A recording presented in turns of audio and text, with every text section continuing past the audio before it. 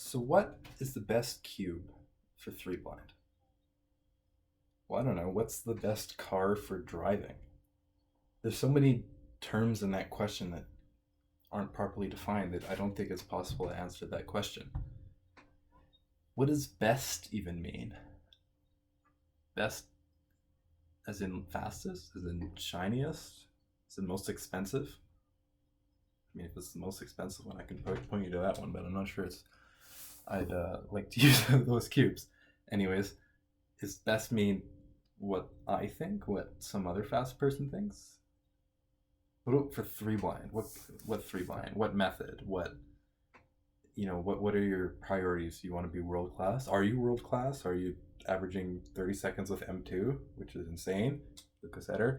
Or are you just a casual solver who wants to hang out with your friends, maybe get a 3-minute mean once in a while? I mean, there's nothing wrong with that. I'm just saying that people have different priorities in cubing and in three blind. And so how can anyone have an objective answer to that question without knowing more?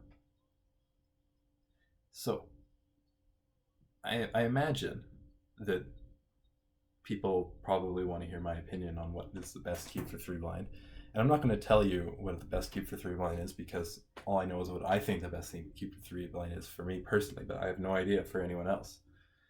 But I'll tell you how I came to find my current main cube and what kind of criteria I use to judge it by. And maybe that'll help you get some ideas on how you can test cubes out in order to find one that you think is best for you. So first of all, speed. I want a cube to be fast. And that's, in my opinion, is just because three blind, while it's not algorithmic per se, in the sense that it's all PLLs, it's all, things, little comms, you know exactly what you're going to do for the entire thing. You're not kind of looking ahead or anything like that. So you can kind of turn with burst TPS,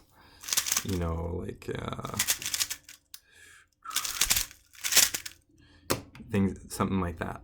And so you want to be able to have the quick, snappy turning, which means you need a fast cube.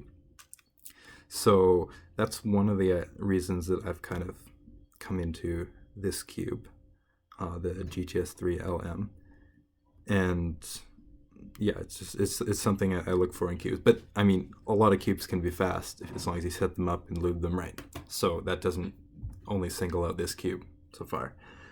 And lockups and catching. So I don't want a cube to catch. And now corner cutting is great on cubes these days, so that's not really an issue. And usually the feel is pretty good on most cubes. So again, lockups aren't really a huge issue unless there's something wrong with the internals. So again, two things that aren't really an issue regardless of what cube you're using. Next, works for different turning styles. So I don't want one that's just you have to turn really lightly, otherwise you'll overshoot. And I don't want one where you have to just kind of push as hard as you can in order to do one turn. Because I want to vary my turning style depending on, the venue conditions, on my hand conditions, what alg I'm using, different things like that. So I want to be able to use this cube. I want it to be an all-purpose cube, essentially. The size. Now I think slightly larger hands than average, but regardless, I like cubes that are pretty big, at least bigger than like the 55 millimeter cubes that seem to be pretty popular these days. And I think the ridges on this cube help quite a bit for that. So I'm not sure, this cube might be 55 millimeters without the ridges. Actually, here's the WRM. Could be, I don't know. But I do like having a bit bigger cube because I think I just can grip it better, and it just, for me personally, that's a better fit. And then finally, the shades. So, I mean, I'm not really picky with the shades. Like, as you can see, I've used all these cubes as mains in the past, and you can even just see from the blue and the white that they're pretty different in terms of shades. But as long as I can tell the difference pretty easily, I don't really care what shade colors they are, as long as they're not like black or purple. I don't know how Max can do that. And then I've recently kind of liked the idea of stickerless cubes, just because I didn't like how stickers kind of got chewed up over time on my old cubes. And I mean, it wasn't a big deal, but I don't like stickering cubes, so why not? Anyways, let's get into a couple myths. So the biggest myth or thing I see proposed about how to measure what the best 3-blind cube is the slices. Nobody really specifies what they mean. They just say slices. Slices! And then everyone's supposed to be, oh, okay, that means it means the GTS V1. Or it means the GTS 3LM. Something like that. They're just these objective cubes according to the hive mind that are perfect for slice moves.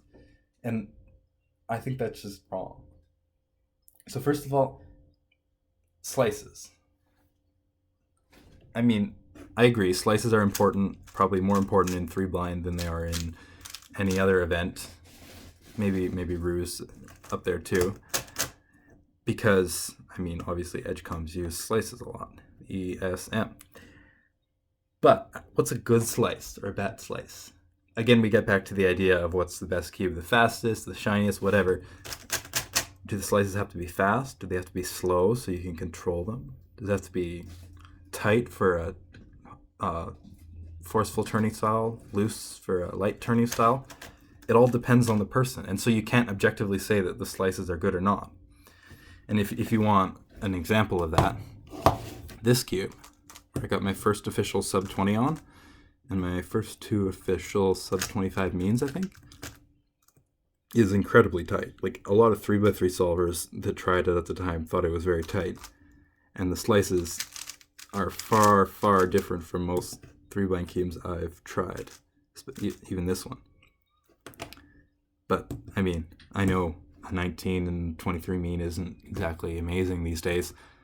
It's not bad, and I mean, it's better than most people's, and I did it with a cube that most people would never ever guess is a 3-blind cube or was used as a 3-blind cube. So it just goes to show that saying that loose slices from this cube with this exact tension and lube setup is the only objectively good cube for slice moves, that's just wrong. And anyone who says that is, well, they just don't know what they're talking about. Next, magnet strength. So there's I don't know about a big debate, but there's kind of a divide between, let's say, in the world class people like me or Jack Kai who use magnets versus John Franco, Jeff Max, and those others who don't use magnets. I don't know much about anyone else, whether they use magnets or not, but yeah, a lot of people, and this goes back to the slice moves as well, would say, oh, well, with the magnets, that means we can't do the slice moves. Well, why not? Why can't we? Look, this is a magnetic cube. I'm doing slice moves on it right now. It's not that hard, because people say that, I guess, the magnets are just keeping the slices that in place, so it's harder to get them going. And I mean, maybe, but that's the same thing as with the loose and the tight slices. It depends on your turning style. Some people like that, some people don't. Now, I personally like magnets in my cubes, not because of the usual answer, which is to keep it accurate. I haven't really found any issues with inaccurate turning on non-magnetic cubes, but because I find that magnets make the cube faster. I think that magnets, I know they don't really reduce friction, but they somehow make it smoother and glide better, and they make the cube faster, and I like that. So that's why I've been using magnets for a while, and that's why I probably will continue to. But there are some cubes that don't have magnets that I've come to like. Actually, this one's a good one. The GTS, or the WR not M. I actually use this one for one-handed, with Rue one-handed. So I mean, that takes slice moves, and I've even used it for 3-blind just a little bit, just to try it out, and it's not bad. I could get used to it, but there are some other issues, like it's a bit small and such, that's why I stick with this cube. But I mean, I don't need magnets just to be an accurate turner. It's all about the speed. So yeah, that's kind of a quick idea of how I choose a 3-blind cube. But you shouldn't just take this and go shopping. You should try out cubes. Go to a competition and meet some new people. Offer them a chance to try out your cubes, and you can try their cubes. Make some friends. It'll be good for you, even if you don't find a good cube. And yeah, I wanted to show these cubes. I've used all these cubes. This one was from my very first official success, like a 35 when I beat Antoine Canton, and then up to this one, which is my current main. And I'm not sure if it was this cube exactly, but this is where I got, I think, my first official sub 18, the 17 or whatever. And this is first official sub 20. So yeah, I've gotten, all my various official results, except for maybe that one. I think I used a different Volk on these cubes, and they're all different in terms of shades, in terms of speed, whether they have magnets, the magnet strength. There are a lot and lot of different kinds of cubes just in front of you. And I think that you have to be able to tailor your cube to what you want at that time. And that means not asking someone else to make a cube for you. Well, I mean, you can ask them to give you the cube, but you have to experiment. You have to change the setups. You have to change your turning style if that's something that's a problem. And you have to make the cube work for you, because in the end, it's you who's going to be solving it. It's not me. It's not, Alex Much. It's you.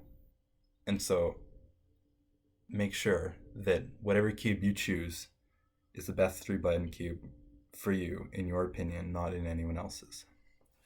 And so yeah, thanks you guys for watching this. Hope it helped or shed some light on something that I think is a pretty big debate in the community. And yeah, have a good day.